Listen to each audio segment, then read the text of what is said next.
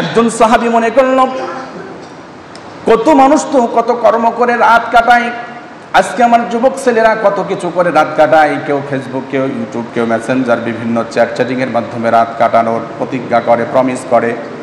সাহাবী নিজে নিজে প্রতিজ্ঞা করলো, আজকে আমি সারা রাত্র কোরআন তেলাওয়াত করে করে সারা রাত্র কাটিয়ে দেব, আজকে আমি আর ঘুমাবো না। এমন প্রতিজ্ঞা করার পরে সন্ধ্যাবেলায় ঈশার নামাজ পড়ে স্ত্রীকে বলল, তুমি সন্তানকে নিয়ে ঘুমিয়ে পড়ো।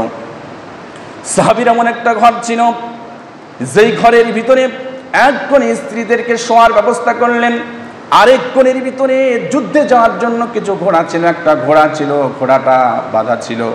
আমাদের মধ্যে সেপারেট কোনো ঘর তার ছিল না। তিনি সন্তানদেরকে ঘুম পাড়িয়ে দিয়ে ঘোড়াটা এক কোনায় বেঁধে রেখে আরেক কোণে তিনি আল্লাহর কোরআন নিয়ে তেলাওয়াত শুরু করলেন, প্ল্যান করলেন সারা রাত কাটিয়ে দেব। কোরআন তেলাওয়াত করতেছে আল্লাহর বান্দা, তেলাওয়াত করতে করতে এত মজা কোরআনের ভিতরে পাচ্ছে। আস্তে আস্তে করে কোরআনের সাউন্ড যখন তার বেড়ে গেল, তিনি লক্ষ্য করলেন তার ঘরের কোনায় যেই ঘোড়াটা বাঁধা ছিল, এই ঘোড়াটা শুধু লাফালাফি করতে লাগলো, একবার ডান দিকে একবার বাম দিকে লাফালাফি করে। এমন অবস্থা হতে লাগলো, হয়তো ঘোড়াটা লাফালাফি করতে করতে তার স্ত্রী এবং সন্তানের গায়ের উপরে উঠে বেকায়দা ঘটিয়ে দেবে। এমন অবস্থা থেকে সাহাবী কোরআন তেলাওয়াত থামিয়ে ফেললেন। যখনই কোরআন তেলাওয়াত থামিয়ে ফেলেন, তখনই ঘোড়াটা থেমে যায়। আবার যখন কোরআন তেলাওয়াত শুরু করেন, আবার ঘোড়াটা লাফালাফি শুরু করে দেয়। সারা রাত্র এভাবেই গেল। একবার কোরআন পড়তেছেন, একবার থামাছেন, কিন্তু মজা করে কোরআন পড়তে পারলেন না। সকালবেলা মসজিদে নববীতে নবীজির সাথে দেখা হয়ে গেল।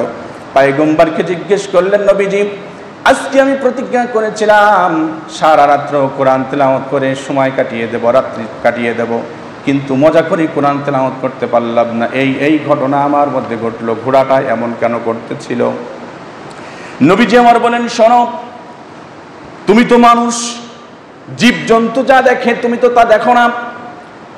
তুমি যে জোরে জোরে যখন কোরআন তেলাওয়াত করতেছিলা, তোমার ঘরের ভিতরে আল্লাহ রাব্বুল আলামিনের রহমতের ফেরেশতারা এতই নাজিল হতেছিল, নাজিল হতে হতে ঘরের ভিতরে পুরা জায়গাটা পরিপূর্ণ করে নিয়েছে। এটা তুমি দেখোনি, কিন্তু ঘোড়া দেখে ফেলেছে।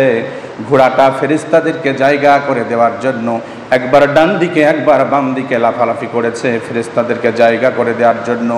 যখনই তুমি কোরআনের তেলাওয়াত বন্ধ করেছ, তখনই ফেরেশতারা চলে গেছে, ঘোড়াটা থেমে গেছে। আবার যখন তুমি কোরআন তেলাওয়াত শুরু করেছ, সঙ্গে সঙ্গে ফেরেশতারা আবার আসা শুরু করেছে আর ঘোড়াটা লাফালাফি শুরু করেছে। তার মানে হলো, যেই ঘরের ভিতরে কোরআন তেলাওয়াত করা হয়, ওই ঘরের ভিতরে আল্লাহ রাব্বুল আলামিনের ফেরেশতা, অঝর নয়নের রহমতের ফেরেশতারা ওই জায়গায় নাজিল হতে থাকে। সুবহানাল্লাহ। আজকে আমরা আমাদের বাড়ির ভিতরে যদি একজন মাদ্রাসা ছেলেদেরকে নিয়ে আসি, মনে হয় কত তৃপ্তি পাচ্ছি। উলামায়ে কেরামকে বাড়ির ভিতরে নিয়ে আসি, কত তৃপ্তি পাচ্ছি। কিন্তু ওই ব্যক্তি কত সৌভাগ্যবান, যেই ব্যক্তির বাড়িতে আল্লাহ রাব্বুল আলামিনের রহমতের ফেরেশতা নাজিল হয়। কোন কাম করলে নাজিল হয়? গান বাজনা করলে কি নাজিল হয় না? আল্লাহর কোরআন তেলাওয়াত করলে পারে অটোমেটিকলি রহমতের ফেরেশতা ওই বাড়ির ওপরে আল্লাহ রাব্বুল আলামিন নাজিল করে দেন। সেইতে আল্লাহ রাব্বুল আলামিনের হাবিব বললেন, ওয়াহাফাতহুমুল মালায়েকা ওয়া যাকারাহুমুল্লাহু ফি মান ইনদা। এই হাদিসের শেষের দিকে নবীজি আমার বলেন, যারা কোরআন তেলাওয়াত করতে থাকে, এদের আলোচনা আল্লাহ রাব্বুল আলামিন তার নিকটস্থ ফেরেশতা যারা তাদের কাছে করতে থাকে, আর বলে, ফেরেশতারা, রে যেই মানুষ সৃষ্টি করার জন্য তোমরা কমেন্টস করেছিলে না সৃষ্টি করি জানো, সেই মানুষগুলি আজকে দেখো আমার কালাম কত সুন্দর করে একত্রিত হয়ে তেলাওয়াত করতেছে। এই প্রশংসাগুলি রব্বুল আলামিনের নিকটবর্তী ফেরেশতাদের কাছে আল্লাহ রব্বুল আলামিন আলোচনা করতে থাকে, নাম ধরে ধরে আলোচনা করতে থাকে। সুবহানাল্লাহ।